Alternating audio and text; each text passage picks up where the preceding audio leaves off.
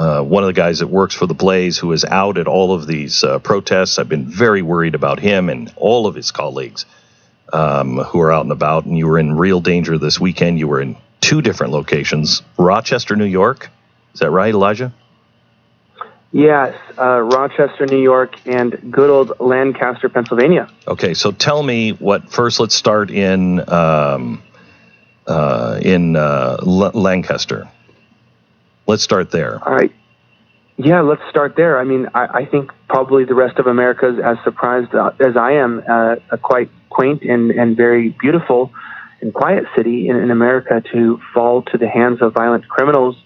Lancaster, there was a shooting of an armed individual whose ethnicity I can say is not confirmed as black, but is a lighter skin tone. Was armed with a knife after charging at police, was a mentally ill individual. And police officers clearly released body footage showing body cam footage that their lives were in danger. Oh, the guy looked crazy. I'm glad to hear that he was disturbed, because I felt bad saying he looked crazed, but he did. I thought he was high on drugs or something, because his eyes were way popped out, and he's running after this police officer who appeared to be by himself. And as the police officer is running, this guy has a large knife behind him and trying to kill him. And the police officer shoots him and he dies.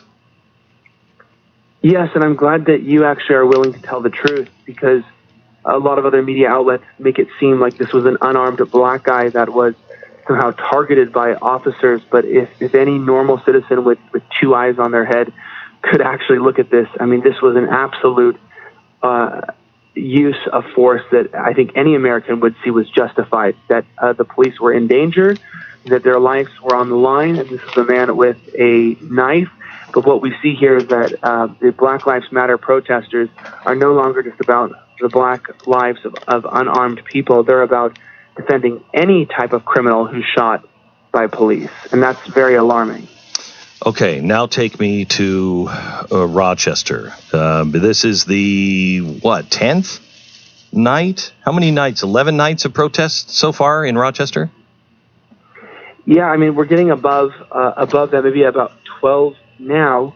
We're talking about the interesting death of an individual who, according to toxicology, died from a combination of, this is a guy who was high on the drug PCP, had stripped down nude, was going through the streets, spitting on officers. They had to wrestle him to the ground. He had superhuman strength because he was high on drugs, and they had to put a spit hood on him. And during that altercation, he apparently went unconscious. He died about a week or so. I mean, depending on what outlet you go by. Died while in some sort of a coma, and the reports are that he died from a combination of PCP related complications and also police blunt force during the arrest that made him unconscious, and somehow we're just protesting about that now. I got news for you. I saw that footage, and again, yeah, I mean, I guess you could quibble here and there. From what I saw, though, it seemed like everybody knew this guy was on something. He's naked and not shivering in the snow.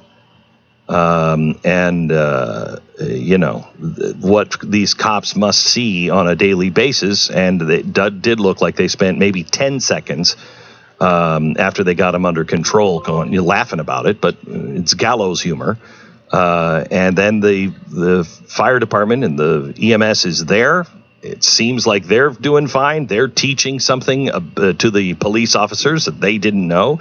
They say roll him on his side because he was apparently vomiting in his hood, and I think he may have choked. And maybe that's what put him under in unconscious state. I don't know. But as soon as anyone figured out that he was having trouble, they were all fine. But now we're in double digits of nights setting Rochester on fire. And you were there, and it was a problem. Yes, and I think that's where we really, truly find what some of these groups are about. Because believe me, Glenn, I'm sure you your audience, all of us are not only against police brutality, we're against all forms of brutality. Any form of unjust murder, killing, even death, we would all stand against all of as us. Americans. Absolutely. But we understand that, unfortunately, in the way the world works, some deaths are not only unavoidable, some are unavoidable in the terms of they just have to happen in order to save somebody else's life, like in the cases that we are seeing here, where there's a lot more to the picture. But in Rochester, I went there with no intent to defend the police or attack the police. I came in no way to attack Black Lives Matter or defend them. I just wanted to see what they were saying, what they were doing, and within a few moments of covering their actions, of following them, I quickly found out they're not against police brutality. They're actually just against not only law and order, but against anybody who doesn't line up with their extreme far-left agenda. So we have a short clip here we can play where somebody points you out and it gets ugly. Can we play that clip? This guy right here is a racist. He's a white supremacist and he's doxing people. No, what's your name?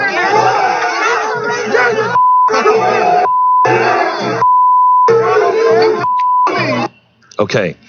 Tell me about that moment. You're in a crowd. It's ugly. Somebody says you're a racist and you're doxing people. I know you. You're not a racist. And I've never heard you about doxing people, and we wouldn't tolerate it at the Blaze if you did. What happened? Well, Glenn, this actually might shock you because I'll tell you, I do this full time. You know that. And people who follow what I do or know that people do this understand that there's definitely evil people out there that want to get anybody who disagrees with their agenda killed. What's different about this night that is extreme? There was a group that set themselves up as a documentary filmmaking group. They had a crew with proper film equipment, very decent clothing. They looked like put together individuals. This was a full-on crew that any individual would say, yes, that could be a Vice or a Vox or CNN film crew. Mm-hmm. Now, what they did, and according to videotape of other journalists, they went around talking to other journalists, asking them if they were me, and they were telling them they were filming a documentary. And by other people saying, oh, that's not me, they ended up walking up to me saying, oh, hello, Elijah. And I made a mistake of just saying, hi, this is a very professional-looking crew. Yeah. And right when I said hi, they turned around and called me a Nazi and curse words, which I cannot repeat on air. Immediately had men come over who had comms on.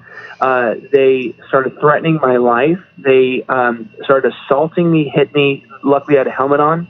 So essentially, with piecing together with journalists who, by the way, are not all conservative or Republican, these are even left-wing people, we figured out that they set up, by realizing I was there by the second night, they set up a fake film crew to look like a documentary film crew in order to hunt me down and to pick me out and then to avoid police detection so that they could assault me, threaten my life to kill me, and turn an entire crowd on me that became so immediately violent that the police saw this, that even a somewhat left-wing journalist said, I saw as the crowd turned against you and the violence escalated. That's actually what caused the police to turn in on the crowd, because they saw basically that the whole mob had energized to essentially try to take your life, which being yours would be my life. Well, we have them on videotape. I don't know how many we can identify, but the police are looking for these people, and you will press charges, will you not, if they find them? Yeah, I mean, they threatened my life. They physically assaulted me. They said they wanted to take my life. They made serious physical charges. They tried to pull me into the crowd. They made serious, deadly accusations of mob mentality, claiming that I had used slurs like the N-word towards black individuals, saying that I was a known racist. I mean, these are slanderous, defamatory remarks that in these situations are actually deadly, and they're not to be taken lightly. Like calling fire in a movie theater, there's a point where speech becomes dangerous to people in terms of their safety. And I know that's a very sketchy and somewhat scary topic to talk about, but when there's hundreds of people who are out for blood, and someone says that you are the person who's causing all the problems, and that they lie and say you're out there to put people in jail, to get people killed by police, they not only jeopardize myself, but they put the safety and the security of all press and all citizens who value their First Amendment completely in jeopardy. And they actually, in some ways, compromise what the Constitution and the First Amendment was even designed for. I know you're young. You think you're invincible. You have a lot to prove. You think you have, there's a million reasons, and I've done and given all of those reasons in my life. What you do is extremely important, but I beg of you, please, don't do anything foolish. If I know you're close to the Spirit, pray all throughout.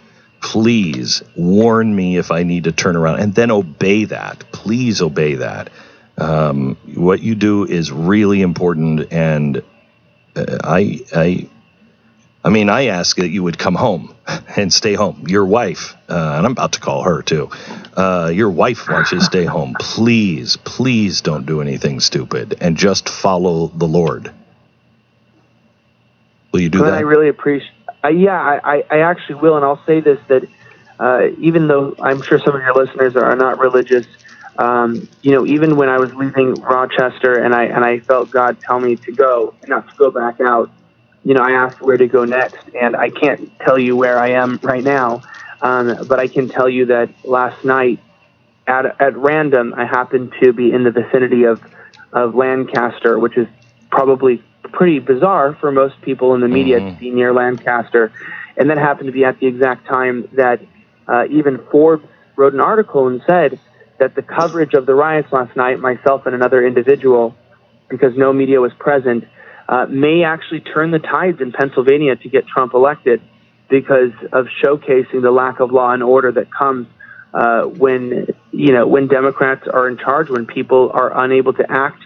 And the way that Biden isn't responding, the way he's not addressing this, the way that he's not condemning this, may actually turn Pennsylvania completely red. And I think that, I think the work is spiritual, and that we have a fight ahead of us. We're fighting. We're fighting evil, and I understand that. And I don't have a right to tell you what to do. You don't work for me. But I worry about you. We pray for you. I ask the audience, please pray for Elijah and all those who are with him and doing like work. But please, I'm glad to hear that you are being led by the Spirit on where to go, because if we indeed are fighting darkness, as long as you are light, he will direct you where you're supposed to be. Elijah Schaffer, he is the Blaze TV host, Slightly Offensive. You can follow him on YouTube as well at Slightly Offensive. Where is that video? Is it on the Blaze or the YouTube, or all platforms?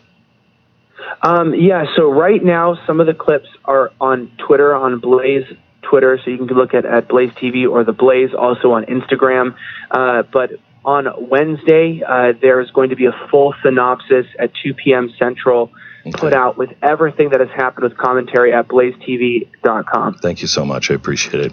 Elijah Schaffer.